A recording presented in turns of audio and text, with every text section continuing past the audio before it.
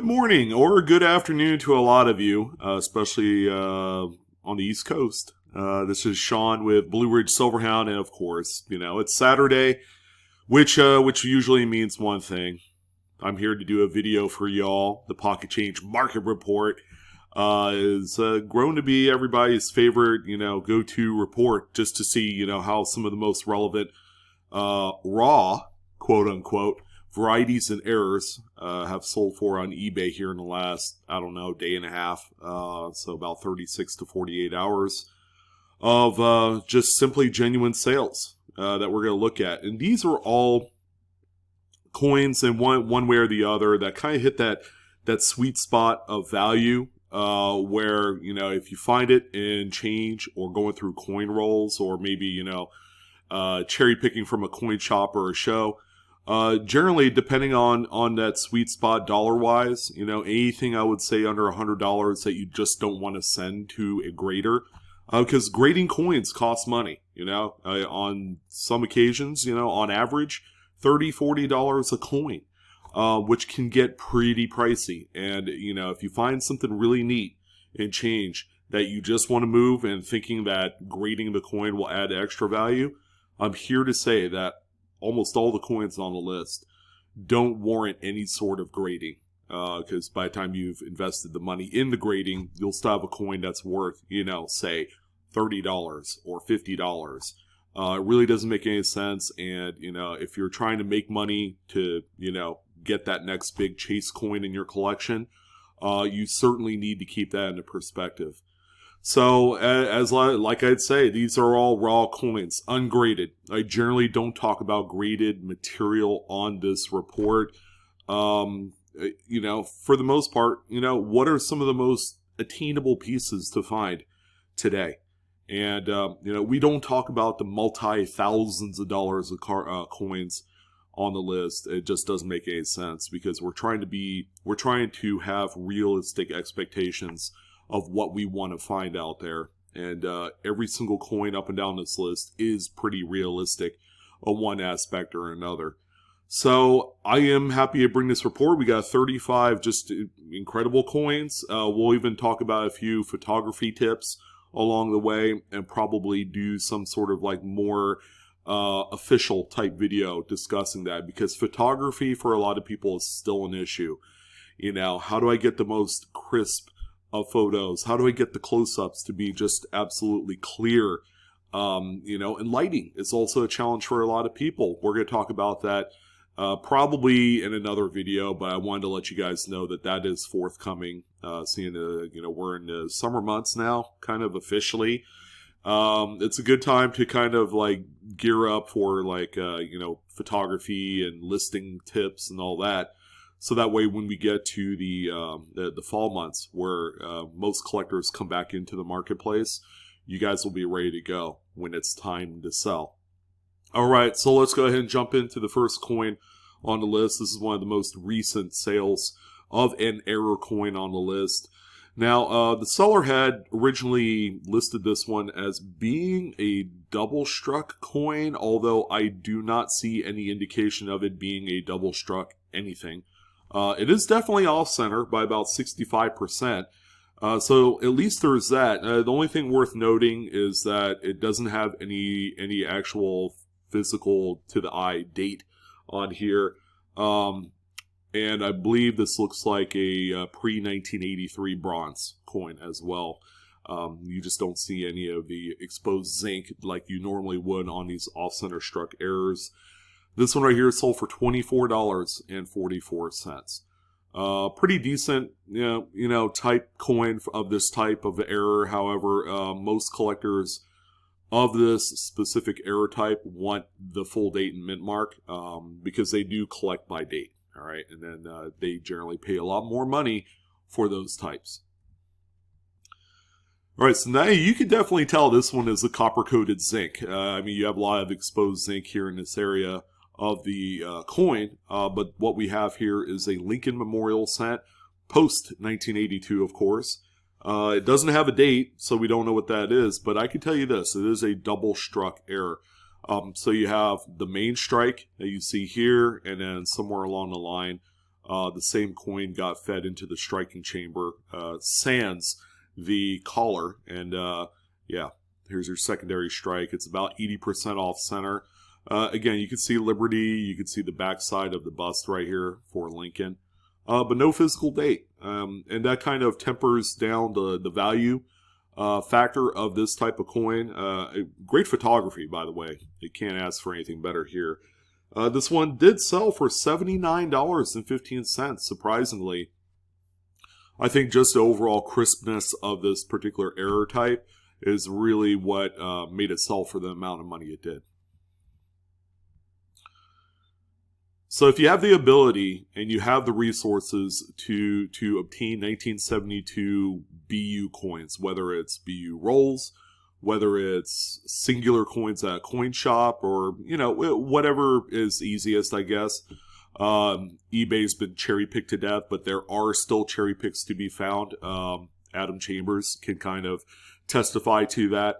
But 1972 is a virtual just beehive of various double die obverses. It goes all the way up to, I believe, FS 109 or 110 or something like that. So the first 9 or 10 are the most widely looked for. Of course, number 1 is the big one. Number 4 is the rarest one, the double dies for this date. But yeah, there's been a lot of just appeal for this particular date to look for mint state examples of any one of those double dies. This one right here is number 8. It's FS 108, close-up wise. The date will exhibit some pretty nice splits in the date, in addition to some notching there on the devices. Liberty is quite strong, and so is the motto, "In God We Trust." Of course, we only have the word trust on there. But yeah, definitely keep an eye out for these coins. And they are extremely valuable in any condition. Well, unless it's like on its way out, got beat up, road rashed to death, you know, that sort of condition. Won't necessarily fetch the most amount of money.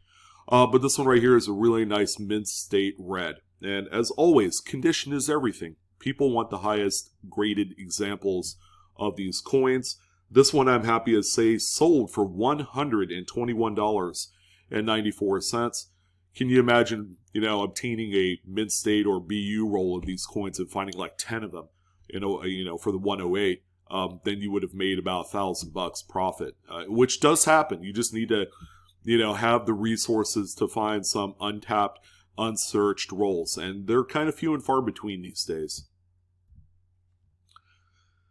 All right, this scrubby little coin right here is a 2005 Philadelphia Lincoln Memorial Cent. It's got a few issues, lots of carbon spotting and stains on there, but what stands out most is, well, obviously it looks and appears broad struck or off center. It's got the stepped edge here, which indicates it could be like a partial tilted collar or a collar strike.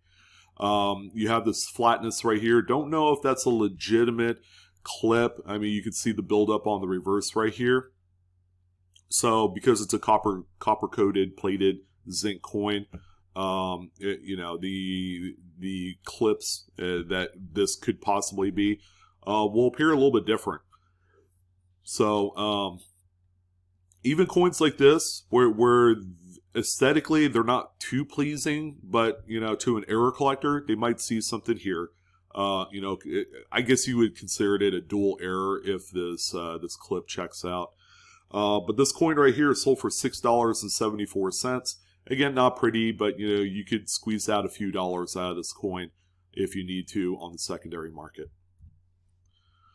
Now, this is a beauty. In contrast to the previous coin, what we have here is a 1946S, and it's not just any Roosevelt Dime. Now, the condition is everything. This one is beautiful. I would have to say it probably came out of a BU roll at one point, like in the most recent past. Nothing that, you know, like 50 years ago, this was taken out because depending on where it was stored, you would have toning on there. But this coin right here, a lot of good stuff to find. This one is indeed an RPM or repunched mint mark. This one is RPM number 5 in Variety Vista. And I'm happy to say that this coin that normally would sell for under $10, this one sold for $25.45. That's a pretty good double up right there on profit. Another Lincoln Memorial cent. This one is a 2003. It's in relatively good shape, and being that it's maybe off center by less than 5%, or perhaps a broad strike, it could be either one. I would probably lean more toward off center because you have some of the devices cut off here, whereas on a broad strike, you would still have a full rim, especially one as minor as this. But this is a coin that can be found in change. It can be found in coin rolls. I found quite a few of them because it's not too crazy off center, where it's going to stick out of the side of the roll paper. But this one right here is pretty much still about the size of a regular Lincoln cent at the end of the day. This one sold for $9.95. So that's a pretty good deal right there. 2003, and it looks like it's a 3, Philadelphia Roosevelt Dime. Now, it's off center by about maybe like 15-20%, give or take. Roosevelt Dime off center errors are a little bit tougher of a challenge for most people. There's just not a lot of them out there in circulation. There's not enough of them out there on the secondary market. So when one comes across, usually the money will be pretty strong on these. Now, I don't know if we're seeing like damage on here. These areas in question, the reverse, looks like it's gotten some scrapes, or it could be a strike through. Like on the obverse, I'm more sold on the fact that could be some sort of struck through debris. Whereas on the reverse, that looks like it was damaged. Maybe this coin at one point was in a hopper, trying to get rolled, and then when it's in one of those sorting machines at the either at the bank or the armored car company or even the Fed Reserve, that you'll see these coins come up damaged. So I'm kind of like split between whether or not this is a damaged coin. I'm thinking it's probably damaged, or if this was a legitimate error, aside from the off-center strike, but the strike through debris right here. I don't know. I guess this can be left for interpretation. So, I guess it's good to dream. It's good to imagine. And the money was pretty decent too. Sold for $20.95, which for a coin of this age, which is not old at all, that's a fair amount of money. Now this one is quite nice. In terms of eye appeal, you can't really go wrong with a mid-state Washington quarter. This thing has a few things going for itself. It is off-center by about 10%, and it features two quite pronounced curved clips on there. One of the clips is actually on the off-center part of the coin, which is, I think, a really cool aspect to this piece. Again, the condition is everything. It's a good-looking coin. This thing was probably found in a mint-sewn bag back in 1994, and it's just been preserved since. This one right here, a best offer was accepted. The original asking price was $171.75, and that does include shipping, so that's why it's kind of like an oddball number. But I would venture a guess this thing probably sold for between $100 to $150. I know that's kind of like a really, really wide range. But if someone told me this sold for $125, I would believe it, because it's just an incredible error with all sorts of things going on. Really, really exceptional piece. All right, our first piece of currency. I believe we have a couple on the list. We actually have two back-to-back. This is a little bit older, 1977 small head $20 Federal Reserve note. It does have a partial back-to-front wet ink transfer. So you can see this right here when these notes were produced. These are 32 note subject sheets, and they're being printed in rapid succession. So once a sheet is printed, it stacks on to the other sheets that have already been printed. So sometimes the inking is a little bit wet from one sheet to another, and then you get a little bit of that transfer. And it's always a front to back or a back to front. All right, you're not going to see generally you're not going to see like a double overprint It happens on occasion, and they're nuts, but you really have to be careful because people are counterfeiting those. Usually you'll see like the doubled serial numbers on eBay. Yeah, those more than likely are not real, especially when the same seller has like 4 or 5 of them in their listings and they have a feedback rating of less than 50. Then it's a huge red flag.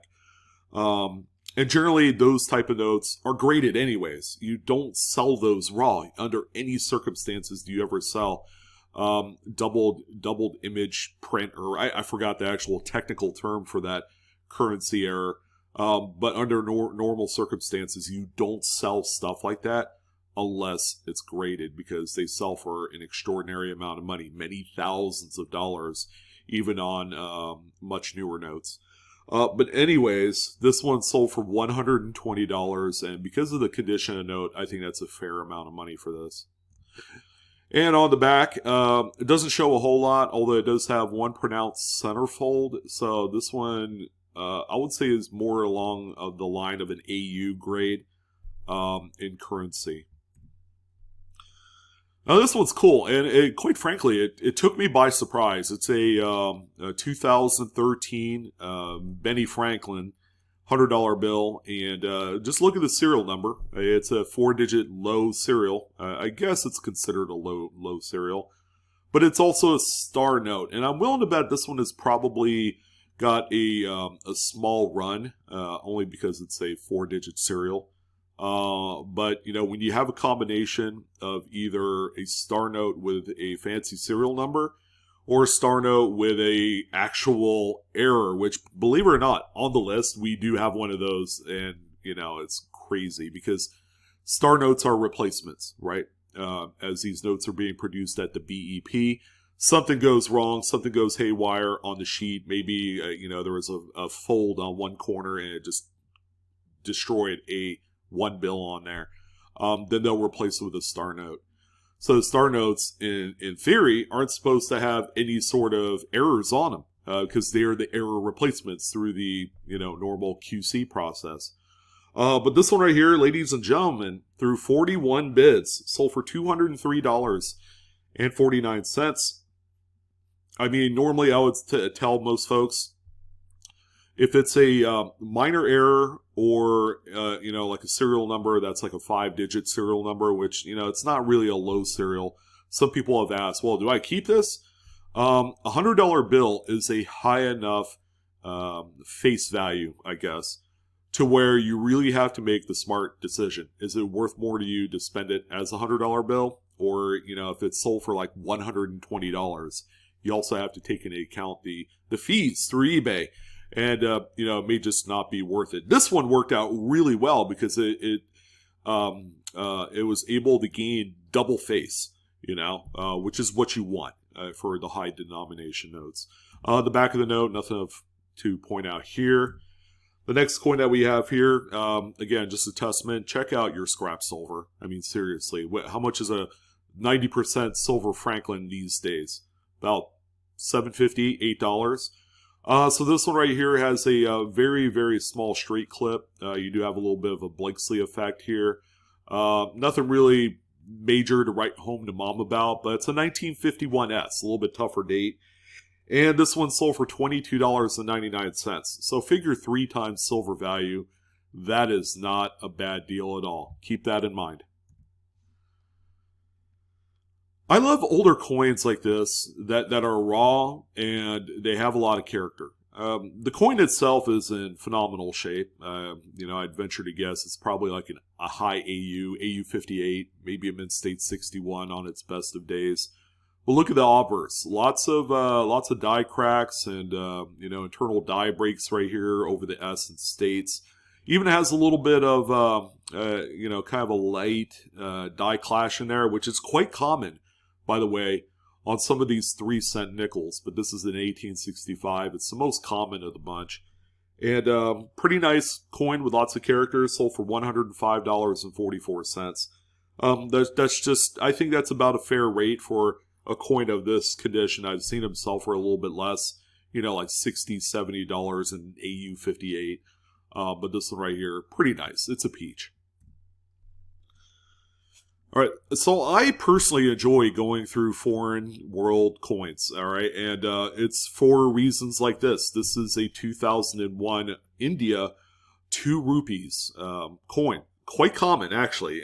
Most dealers will probably have buckets of these without even trying, because folks come in, they want to sell their world coins, and yeah, stuff like this does exist. Now, what really strikes a lot of you about this coin? All right, it's probably not going to take more than a second to know that, boy, that doubling on the front of the coin is just incredibly ridiculous. And judging from the actual appearance and just how dramatic the doubling is, this coin should be like a $500 coin, right? But it's a world coin that was made in mass. And because of that, these are a dime a dozen, unfortunately. It's just by the time you factor in the exchange rate, India rupees don't really carry a lot of value. Now, as an error oddity type thing, that's where the story differs. Now, as crazy as this looks, it only sold for $10.24, which doesn't seem like a whole lot of money for its doubling. But I will tell you this: this is actually quite a common doubled die, and because of that, that's why it sold for the amount of money it did.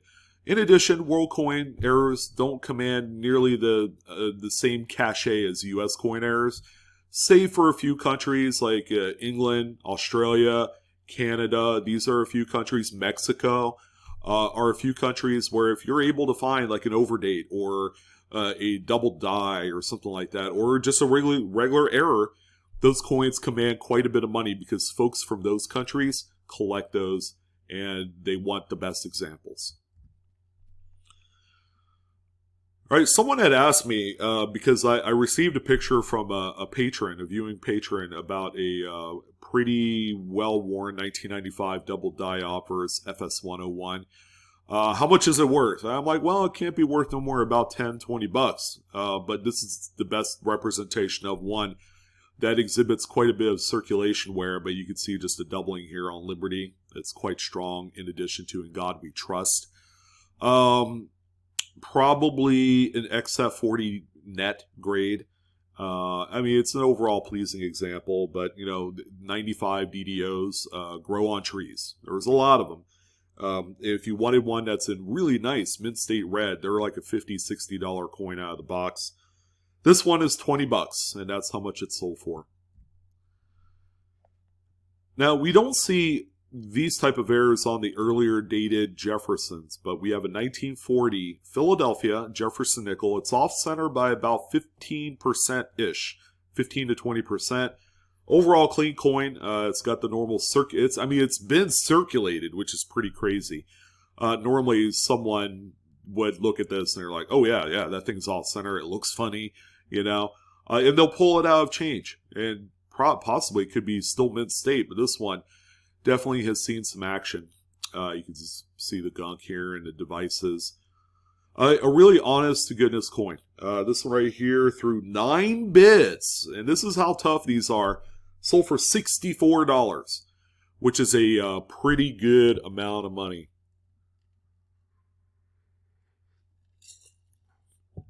Sorry, my mouth was getting a little dry. Scooped up some water. How about 1988 Lincoln Memorial Cent? This one is slightly off-center, maybe perhaps a little bit broad-struck. It could be one of the two. When the offset is about 5% or less, it's really hard to make that call. We do have somewhat of a full rim on this example. You can see a lot of the devices still. Nothing really particularly earth-shattering about the date. It's in 1988, of course.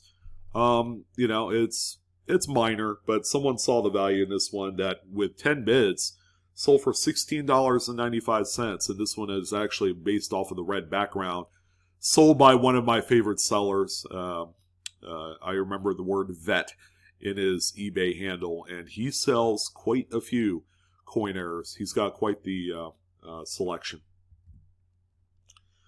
Here's a cool one. This is probably the first time that I've talked about a 1941 Lincoln wheat cent with this particular variety on it. But this is a doubled die obverse. This is FS 102. I believe 102. Yes.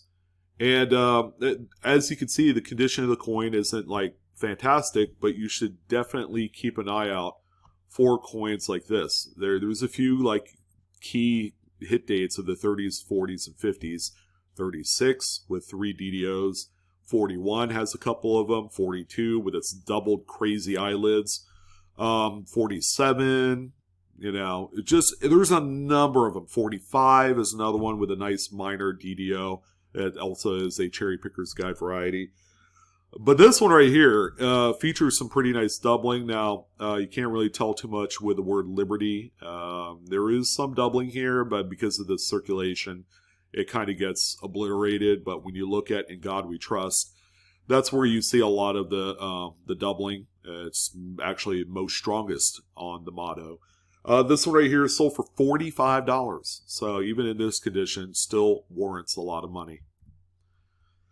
Our feature coin of the week. This is a coin that I've had and owned one time before and actually sold it. And I'll tell you how much I sold mine for. It's pretty crazy because you could literally blink and miss this one if you don't know what you're looking at. But this is a 1980 P. It's a Philadelphia Kennedy half dollar with a little bit of a cud right here over the word, or the letter T rather, in the word Liberty. Almost the rim cud. I've actually found the earlier progression rim style cud with a crack that goes through the top of the T. And I've also found this same coin with the same cud.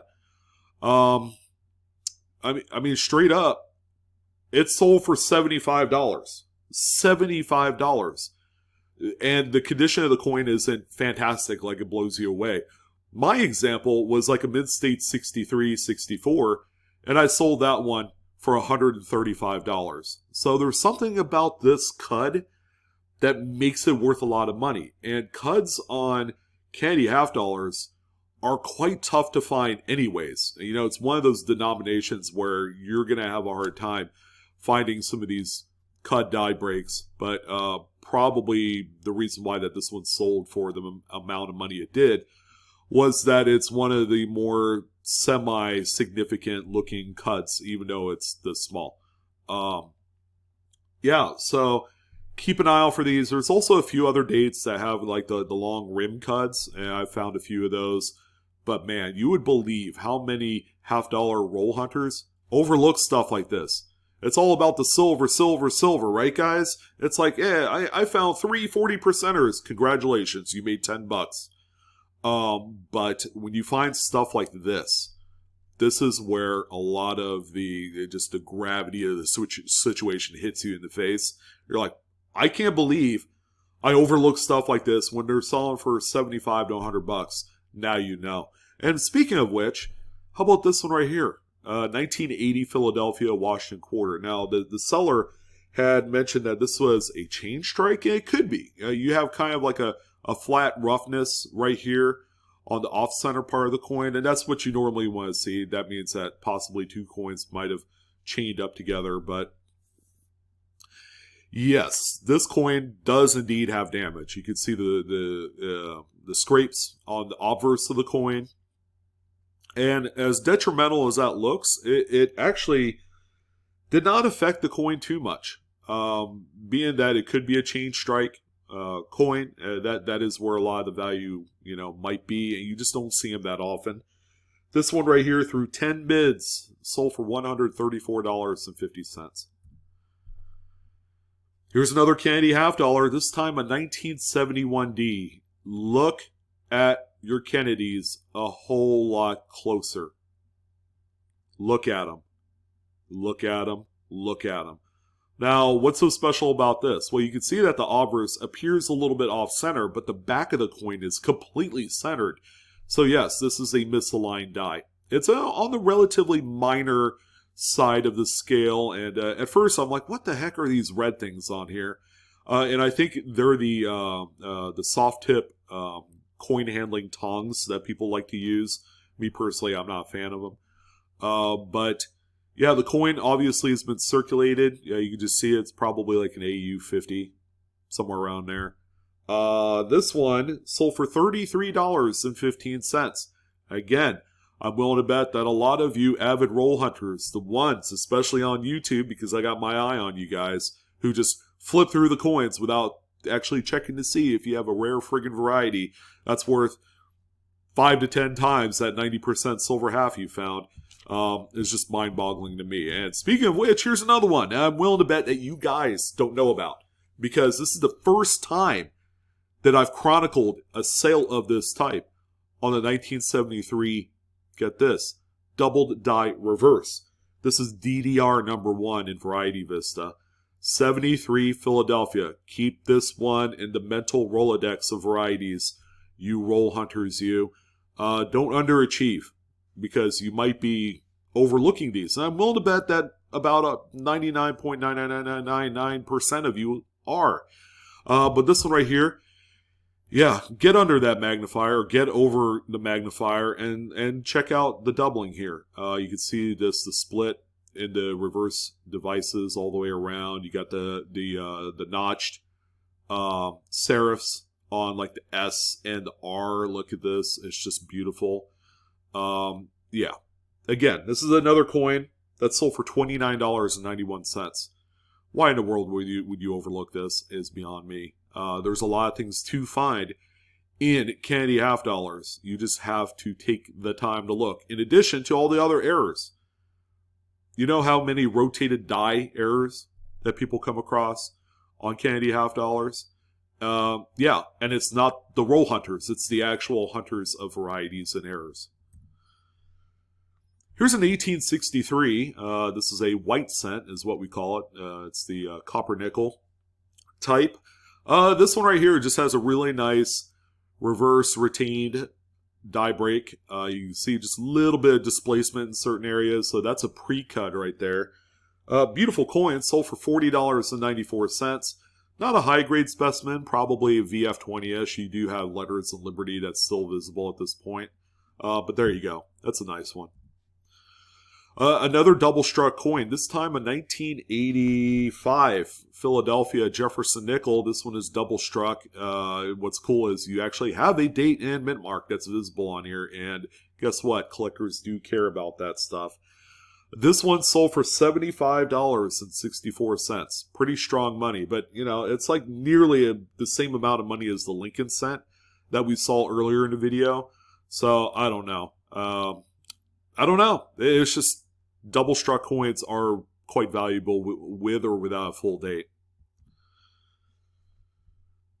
All right, it seems to me that we've been featuring a lot of errors on statehood quarters, and yet here's another one. This is a 2002 Denver. Denver coin's getting some love this week. This one is, I guess you would say broad-struck. I would say broad-struck because you do have a full rim on the opposite side of that fat, thick rim. Uncentered broad strike, and you know, it doesn't look like much. This coin has circulated quite a deal before it was discovered. How about this? Sold for $20. So that's an easy $20 bill if you could find something like this. All right, so this is kind of like our first photography lesson. All right, if you're going to sell a high-profile coin such as this, take full pictures, please. Even if they're just slightly out of focus, you want a full picture. This is a 1937 D Buffalo nickel. Guess what? It's only got 3 legs. It's also one of the most widely counterfeited varieties in coins today, you know, among a few others. This one right here, it appears to have that kind of like pebbly underbelly appearance, the surface right here, which is what you want to see for a genuine 3-legged buffalo. And there was probably some money that was left on the table. The coin is in nice enough condition. It's kind of like a VF20 grade, full date. You know, you do have a partial horn on there, but yeah, take really good pictures. Don't overexpose your images with a lot of light. You know, bounce the light off the wall. Use natural light if you could. And this one sold for $494.45. So, again, this is a coin in this condition that could have sold for about $600-700 if the pictures were a little bit better. All right, so 56, especially the Denvers, are one of my favorite dates personally to look through because there's just a ton of repunch mint marks for to find, and this is one of them right here. The coin doesn't look fantastic. It's not going to draw you in like like Beyonce does in her early 20s. But this one right here is a notable RPM, although not listed by the seller after doing just a minimal amount of research. This is RPM number 3 in on copper coins, but you can see that second D north of the primary D right there. Right, and that's why I love looking through 56s. You won't find full solid rolls of these very easily, nor for very cheap, because people are looking for these, much like I am or you are, if you're out there. But really cool coin. What did this sell for? $6.95. Not too bad considering the condition. And it is one of the more minor RPMs, even though it appears quite strong on here. All right, so this is kind of like it drove me nuts listing of the week. I just kind of threw that out there because the seller was quite descriptive in their listing, but they showed the wrong side of the coin. The original listing only showed this side, which looks like a really worn 1923 Buffalo nickel, and then it wasn't until you clicked into the actual listing where you got to see what the guy was talking about, like, oh, the entire back was missing. And yeah, sure enough, this was a coin that had split apart after the strike. All right, so you had kind of like a clamshell effect here, just a defective planchet, so man, oh god, what really kills me about this listing is that it could have sold for a heck of a lot more money. You look at this, they're like, oh yeah, that's $100 coin all day long. However, this one only managed to squirt out $17 worth of bids. And that's a pretty horrible feeling when you sell something like this. And it takes someone like BlueRidgeSilverhound to tell you, you should have put the main anomaly of the coin front and center on your listing rather than, the 1923 side, the obverse, where it just looks like a really worn down nickel that's worth about 50 cents. Next time, another photography tip.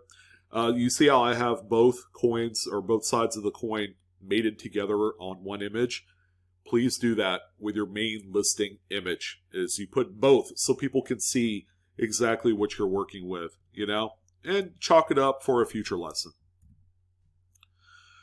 All right, so this is actually one of those brand new 2021 Washington crossing the Delaware quarters. Okay, so this is one right here that I believe has been around for a few weeks, but there is a nice die clash that can be found on here. Good job for the seller for pointing that out with the arrows and everything else. It does look like a relatively minor clash on the obverse. It does have that tiny little die chip right there. Behind Washington's head. So, yeah, pretty nice. It's got some characters, some errors on there to look for. This one sold for $19.99.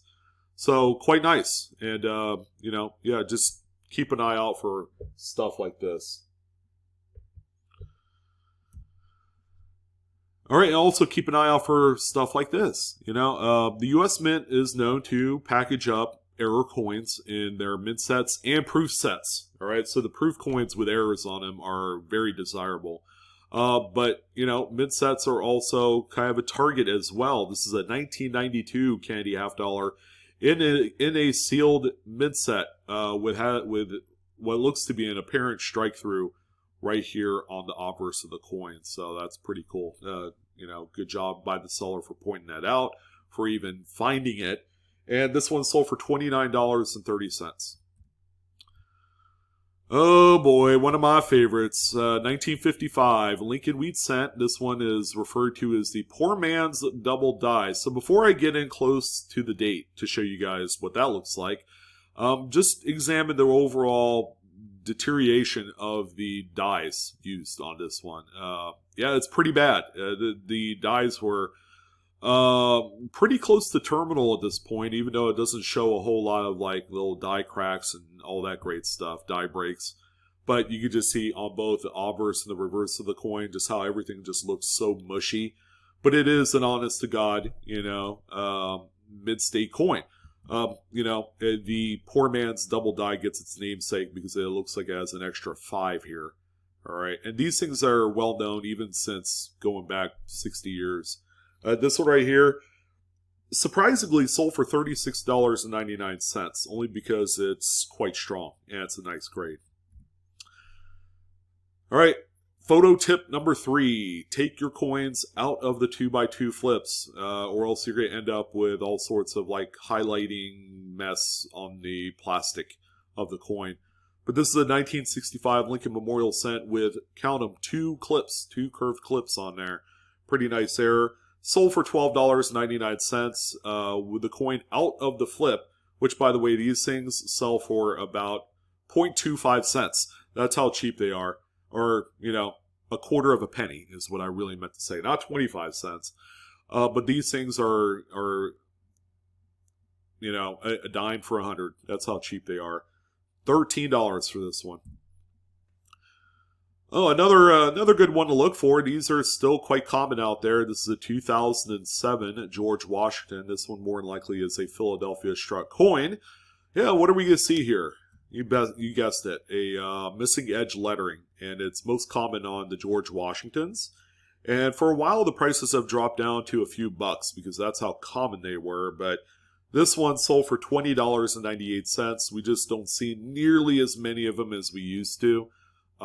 Because these presidential dollars aren't getting hunted as much as they used to.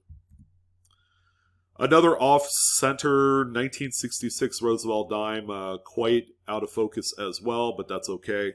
We get the gist of what we're seeing here. Pretty nice coin, sold for $37.78. Condition is quite nice on this one. Oh yeah, take it out of the 2x2, please.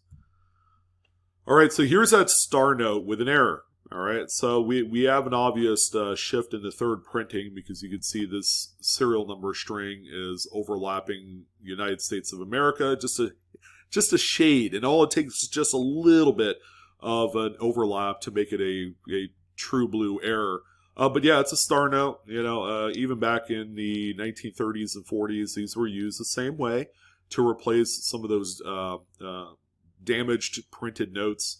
And this one right here, through 17 bids, sold for $55.45, and it has everything to do with the star note error, no doubt about it, because the condition of this thing is just, it's bad. It's been used. Look at the reverse.